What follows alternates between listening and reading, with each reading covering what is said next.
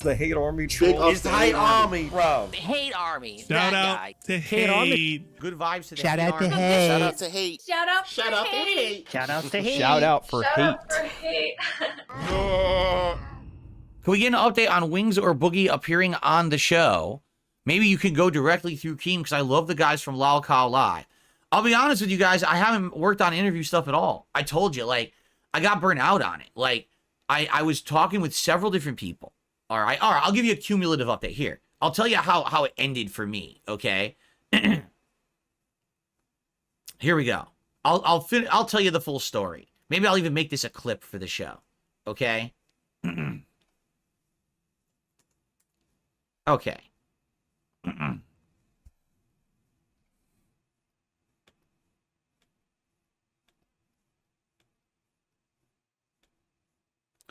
All right, I'm gonna do a clip because this is the God's honest truth, and a lot of people don't know this, so I just want to make this known. And by the way, don't worry, I'm not gonna blow up anyone's spot or anything here because some people might be like, "Whoa, he's gonna say something? Oh, I didn't say he could talk about that." Well, don't worry, I'm not gonna drop any names or anything. Okay, so where are we at?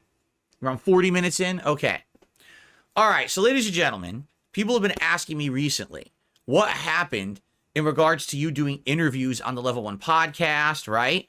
And other topics like that. Like, you seem to have gone back to you're doing a lot of gameplay now. You're not necessarily doing some of the content like you said you had been interested in doing. I just got asked on stream, what's the status of doing an interview with Wings of Redemption? What's the status of doing an interview with Boogie? We'd like to see those interviews, even if it means going through Keemstar to get them going, right? Okay, here's the deal.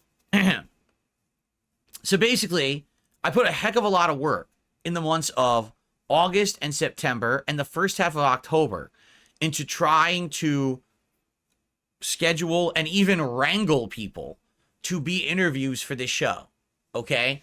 It's shown that when you get interviewed on this show, there's good viewership, right? Like, we get thousands of viewers for those interviews, and they get good viewership as well on the channel, and a ton of people clip them and talk about them. So it gets you good notoriety. It gets a buzz going in the online community when I have people interviewed on this show.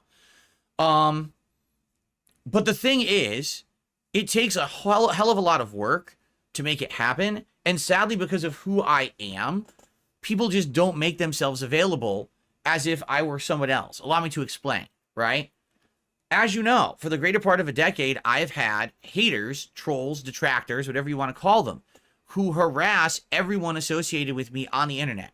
Like, completely, right? And so, when you are going to appear on this show as a guest for an interview, you have to understand the amazing amount of harassment you might receive as a result. No exaggeration, every single person, the 4 people in a row that I interviewed on this show, all received mass harassment from my detractors. They all were contacted and thrown, "Oh, you got to talk about this topic. You better fucking talk to Phil about this. You better do this. Why didn't you do this? How dare you do this and this and this and this?" It's like, what the fuck? All they want to do is come on the show and talk with me in an interview. And it could be about any topic. You know, each person was unique. Keemstar, Stuttering Craig, June the King, and then Tolomeo. All were 4 completely different people with different topics to discuss, correct? I didn't even know how some of the interviews were going to go when they went down. It could have went different directions, right? But the problem is when you are now going to appear on the show and you know that now this means weeks of systematic harassment. They're going to come to your content and streams. They're going to come to your forums. They're going to come to your Discord. They're going to go to your social media. And these morons, these mouth-drooling idiots are going to come harass the shit out of you. That scares a lot of people, all right? At first, I had a few people who were very interested to do an interview. And then they basically saw how the other interviews went down and the level of harassment that some of these people went through and said, I don't want to deal with that. I had people lined up for it, and then they backed out. Okay? Now, in the regards of people who are not necessarily involved with internet drama, there's 2 particular people, okay, who I've actually wanted to do like an interview with for many, many years, one of which I really, really respect, okay? Someone who I've known for a long time. Someone who I feel like if we sat down and we had a candid interview about certain topics, it could actually blow up in regards to the internet talking about various things, okay? Because I don't think anyone's ever had these discussions before. That's all I'm going to say. I don't want to, I don't want to blow up anyone's spot or whatever, okay? So I'm talking with this particular person for months, all right, about this and how it would go down and everything. And basically what keeps happening is this person, again, they don't understand the internet hate against me. They don't understand how the detractors work. They just keep hearing new things, new toxic things about me every week from fucking detractors and shit, right? So one week it's this, oh, Phil did this, and the next week it's Phil did that, and next week it's Phil did this, and next week it's Phil did that. And it's none of it's true. Like literally, it couldn't be further from the truth.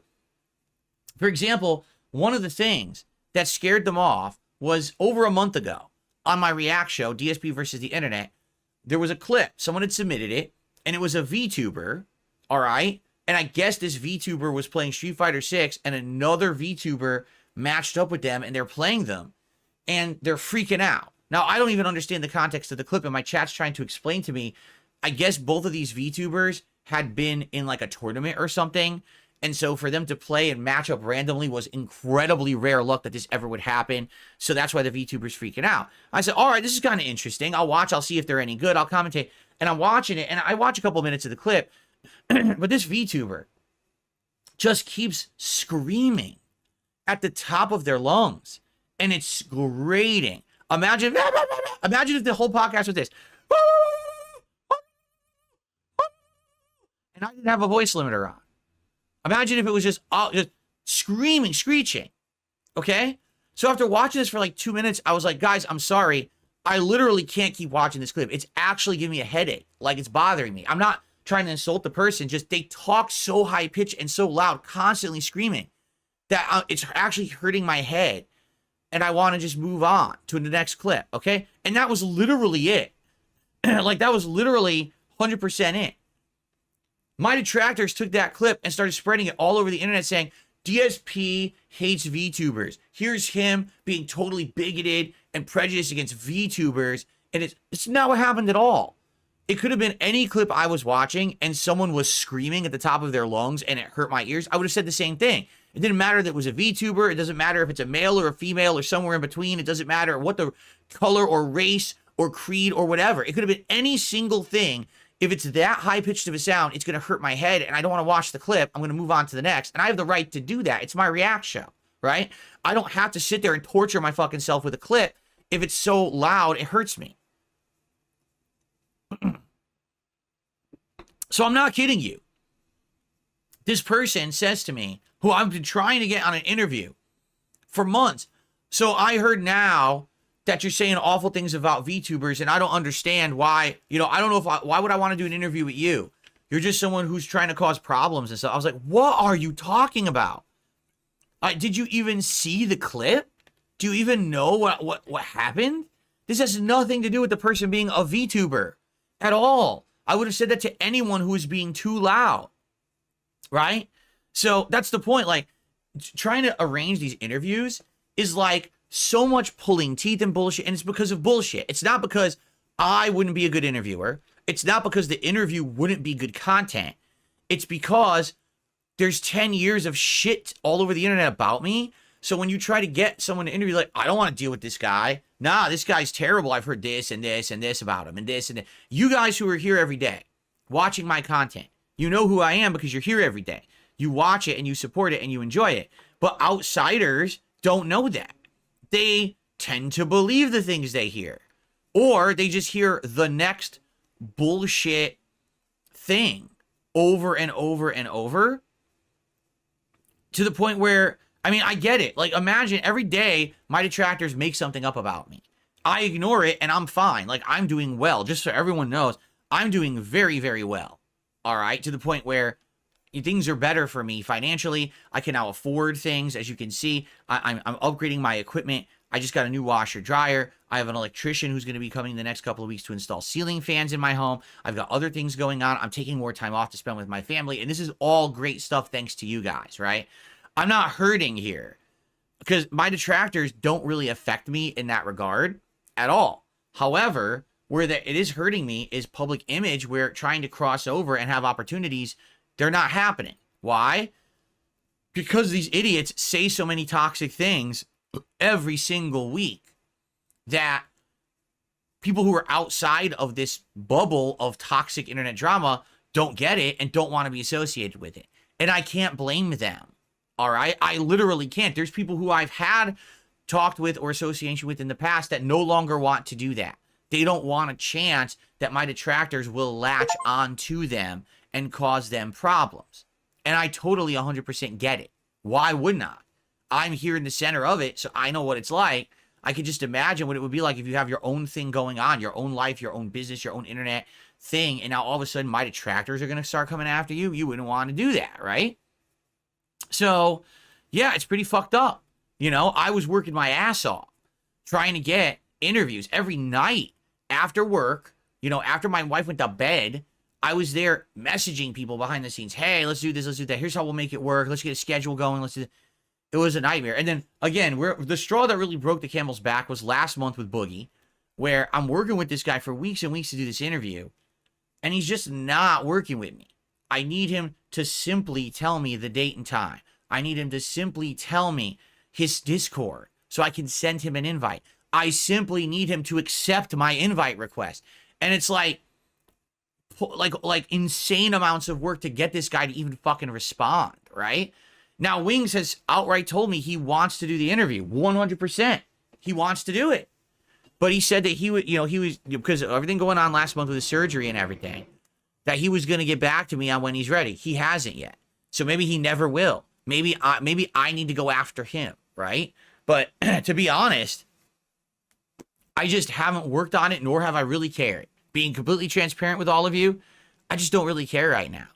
I'd much rather focus on my content. Let's make my content better. Let's find games people want to see, right?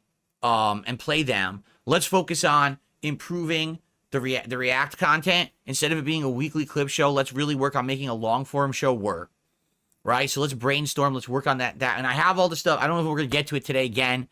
You know, we're going long-term here. Every day I say I'm going to get to it, and we're going to talk about it, and we never do, right? So we'll see. Let's see what happens. But basically, the way I see it is I think eventually I will get back to interviews when I feel like it. I just don't feel like it right now. I'd much rather focus on my own shit than trying to wrangle people, because that's what it feels like. It feels like I'm in Red Dead Redemption, I got a lasso, and I'm trying to wrangle the wild horse and then tame it to get it to come to do a fucking interview, and it shouldn't be like that. Like, really, it shouldn't be like that at all. It should be, hey, do you want to come on? Yes. Okay, here's the schedule. Here's the slots. You want to come on one of those? Yes, I'd like to come on this one. Okay, send me your Discord. Okay, here it is. All right, we're set. Talk to you next week when we're ready to go. Instead, it's like, message, wait 3 days for a response. Then they respond and they're confused. You got to clear up their confusion. Then you got to talk about that. Why is it 3 weeks before I even start talking about getting them on the show? Like, forget it. Fuck it. Really, it drives me fucking, like, absolutely insane. And just for the record, all right? And again, this is not particularly aimed at any person. All right? There have been multiple ideas regarding me interacting with other people, all right, on the internet. People who sometimes have had history with me, people who you think you would love to see this happen, DSP X whoever, right? And these ideas have been worked on and proposed, and every fucking person has backed out. Every single person has backed out. And it's been a bunch. It's not one or two, it's a bunch. So people are happy to talk about DSP whenever it means that they can punch me. Okay? If it's, oh, I could just make fun of Phil today and make money. So here it goes, right? You know, think of Review Tech, right? I mean, he's definitely one of them. But basically, if it means that I can take a cheap jab and I could beat up Phil today and blood is squirting out of him and I make money, that's great. But now, Phil is willing to do actual crossover events, conversations, you know, to actually have a chance to, like, respond, to defend myself, or go back at them. No one's interested. Oh, so you only want to address darksydephil when it means you get the free punch and the free jab. The moment that I have the ability to clap back, you're a pussy.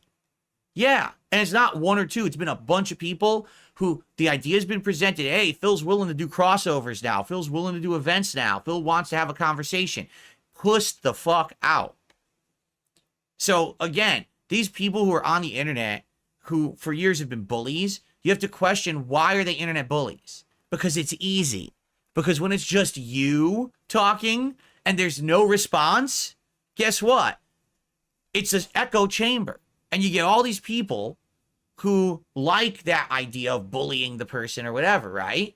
There's no opportunity to clap back or respond. But now, oh, the tables have turned. Hey, let's do this for real now.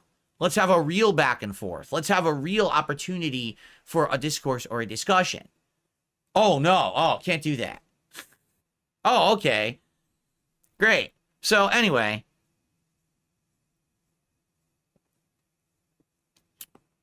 that's why. If you're wondering. And by the way, no, again, I just want to make this clear. It's not directed at any one particular person or whatever, because you know people will make shit up. I have not said a single word. I've not blown up anyone's spot. I have not done that. But I know people are questioning me now. Phil, it's almost mid-November. You're not doing interviews. You're not doing crossover events like you said you would. I don't understand what's going on. It's not me. It's literally not me. It's like the internet has become a bunch of fucking pussies. Really. They just don't, nothing to do with DSP, because you know what it is? They know now that I have a voice and I have points. You know, I have a podcast where I'm making good, valid points about shit that people are agreeing with. Fuck, I don't want to deal with that guy. I wanted to deal with the guy who everyone thought was a buffoon, who no one would listen to, because then it would be easy pickings for me. Oh shit, it's not easy pickings anymore? Oh, fuck that. I want nothing to do with them, right? Well, fuck off then, I guess. I don't know what else to say, right? But I guess that's life. What can I say, right? Anyway, so there you go. That's what's going on. If you were wondering, you know, will I ever get back to interviews? Will I get back to special crossovers? Perhaps. Okay. But no, exactly right. Maxwell says it's because your reputation changed. They all wanted to talk to you before your comeback started. And they were all begging to get you in an interview. Numerous examples. Now they suddenly don't want it. Yeah. I mean, Rich is definitely the biggest case of that. Review Tech, where for years, all he wants to do is interview me. Then I say, hey, this is it. Come on my show. And he's the ultimate pussy and won't do it. But then he continues to do the one-sided narrative shit on his streams, but he won't have the conversation with me. If you won't come on my show and interview me, or I interview you, or we go back and forth, then you have no right to then do what you're doing on your content, on your streams. You don't. You just don't have the right, you know? Sorry, you forfeit the right to validly criticize someone when you run from them like a fucking coward.